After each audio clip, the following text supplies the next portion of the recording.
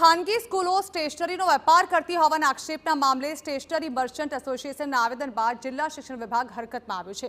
કોઈપણ સ્કૂલની ફરિયાદ મળશે તો કાર્યવાહી કરવાની સૂચના આપવામાં આવી છે।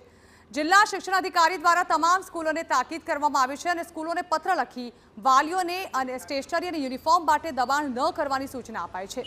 જે પણ સ્કૂલની ફરિયાદ મળશે તો દંડની કાર્યવાહી કરાશે। પ્રથમ ફરિયાદ બાદ 10,000 અને બીજીમાં 25,000નો દંડ ફટકારવામાં આવશે। ખાનગી શાળાના સંચાલકો સ્કૂલમાં વેપાર ન કરી શકે તેવું પણ ડીઓએ જણાવ્યું।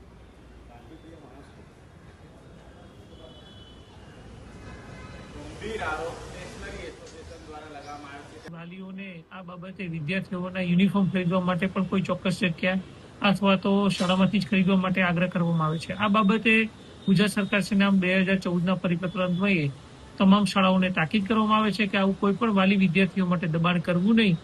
જો આવું દબાણ કરવામાં આવશે તો પ્રથમ તબક્કે 10,000 રૂપિયા અને પછીના દરેક તબક્કે 25,000 રૂપિયાનો દંડ કરવામાં આવશે અને જો આ કાર્યવાહી સતત થતી રહી શાળા દ્વારા તો શાળાની માન્યતા રદ કરવા સુધીની કાર્યવાહી કરવામાં આવશે।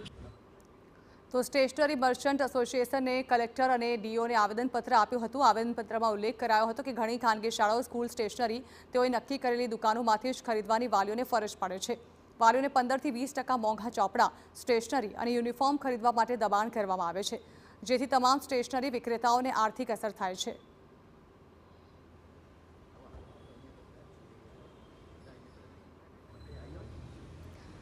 તો ઉલ્લેખનીય છે કે સુરત જિલ્લામાં વિવિધ ખાનગી શાળાઓ દ્વારા જ્યારે શાળાઓ હવે ખુલવાની તૈયારીઓ થઈ રહી છે ત્યારે વાલીઓને અમુક સ્કૂલના ચોક્કસ યુનિફોર્મ અને સ્ટેશનરી ખરીદવા માટે કેટલીક દુકાનોમાં ફરજિયાતપણે જવાનું હોવાની ફરજ પાડવામાં આવે છે, જેને કારણે વાલીઓ આ બાબતે ચિંતિત હતા। એક તરફ તેઓએ વધુ પૈસા ચૂકવીને સ્ટેશનરી ખરીદવી પડી રહી છે તો બીજી તરફ જો ચોક્કસ દુકાનમાંથી સ્ટેશનરી ખરીદવાનું કહેવામાં આવે તો તેના કારણે સ્ટેશનરી ધારકોને પણ અન્ય સ્ટેશનરી ધારકોને નુકસાન જાય છે।